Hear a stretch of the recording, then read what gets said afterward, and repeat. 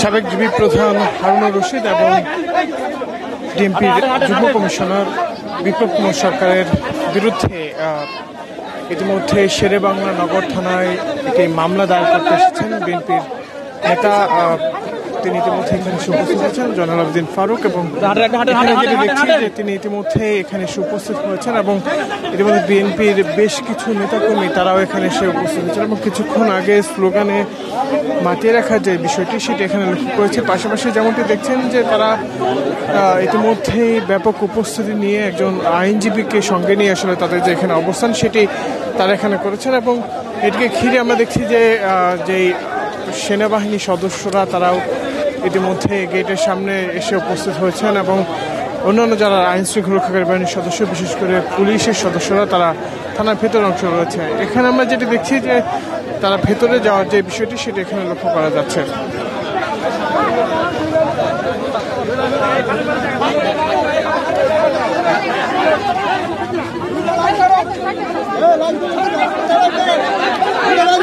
ইতিমধ্যেই তাদের যে থানার ভেতরে যাওয়ার যে দৃশ্য সেটি লক্ষ্য করতে পারছে এবং ব্যাপক সতর্ক উপস্থিতির মাধ্যমে এবং সেনাবাহিনীর সদস্যরা তারা এখানে এসে তাদের যে অবস্থান সেটি জানান দিচ্ছেন। অল্প কিছুক্ষণ সময় আগেই এখানে বিএনপি নেতা জয়নুল আবেদিন ফারুক, সাবেক ডিএমপি কমিশনার সাবেক গোয়েন্দা প্রধান অর্থাৎ ডিবি প্রধান হারুনুর রশিদ এবং ডিএমপির যুগ্ম কমিশনার বিপ্লব কুমার সরকারের বিরুদ্ধে মামলা দায়ের করতে ইতিমধ্যেই এখানে এসে উপস্থিত হয়েছেন এবং তিনি কিছুক্ষণ আগেই সেনাবাহিনীদের উপস্থিতির মাধ্যমেই তারা ভেতরে প্রবেশ করেছেন এবং সেখানে গিয়ে তারা একটি মামলা দায়ের করবেন এমনটি আসলে জানা গেছে। আমরা লক্ষ্য করেছি যে বিএনপির বেশ কিছু নেতাকর্মী এবং আইনজীবীদের সঙ্গে নিয়ে তারা ভেতরে প্রবেশ করেছেন, যেটিকে ঘিরে ইতিমধ্যে নেতাকর্মীরা তাদের যে অবস্থান সেটি শেরেবাংলা নগর থানার বাইরে অবস্থান করছেন এবং এখানে তারা শেখ হাসিনার বিচারের দাবিতে স্লোগান দেওয়ার যে বিষয়টি সেটিও লক্ষ্য করা যাচ্ছে।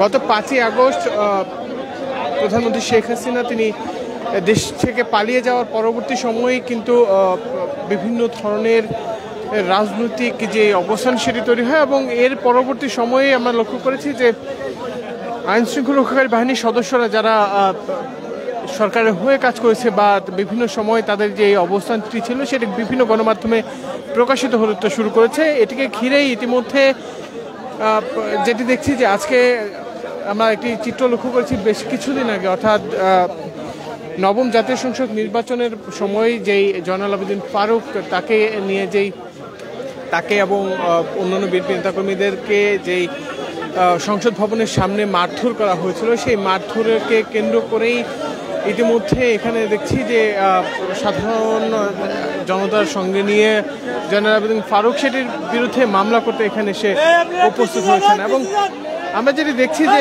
বিএনপি নেতাকর্মীদের অবস্থানটি সেটি ইতিমধ্যে এখানে শুরু হয়েছে এবং তারা স্লোগান দিয়ে সরকারের সাবেক যেই প্রধানমন্ত্রী তার যেই সমালোচনা সেটি তারা চালিয়ে যাচ্ছেন। আমরা বেশ কয়েকজন বিএনপি নেতাকর্মীদের এখানে লক্ষ্য করতে পারছি, তাদের সঙ্গে কথা বলবো এবং তাদের যেই সার্বিক বিষয় সেই বিষয়গুলো জানার চেষ্টা করবো। আজকে আপনাদের এখানে উপস্থিতি কি নিয়ে?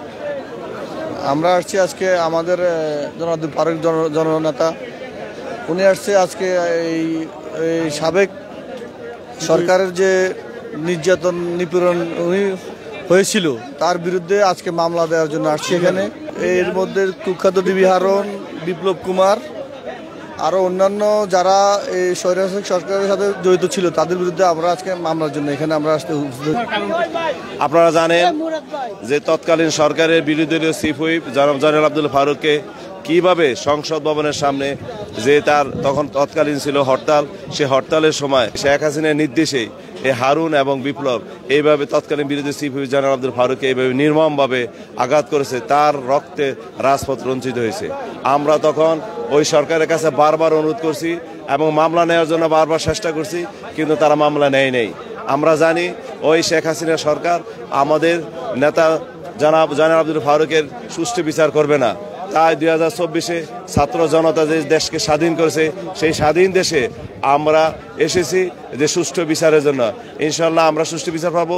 জয়নুল আবেদিন ফারুক ভাই এবং ফরিদপুরের এমপি হারুনুর রশিদ এবং ফরহাদ সহ আরও 3জন সাবেক এমপি শেরেবাংলা নগর থানায় ইয়ে করছে, তাদের বিরুদ্ধে বিপ্লব এবং হারুনের বিরুদ্ধে মামলা করার জন্য।